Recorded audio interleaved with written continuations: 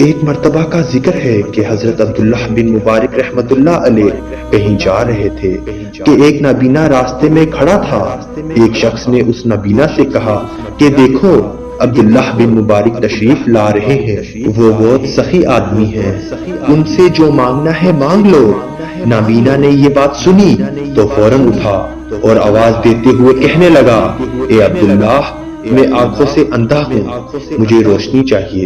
اس نابینا کی یہ حسرت ناک آرزو سن کر حضرت عبداللہ بن مبارک رحمت اللہ علیہ نے اپنی گردن جھکائی اور کہا، اے اللہ، اب میری شرم رکھ لینا اور اسے آنکھوں کی روشنی عطا فرما دے۔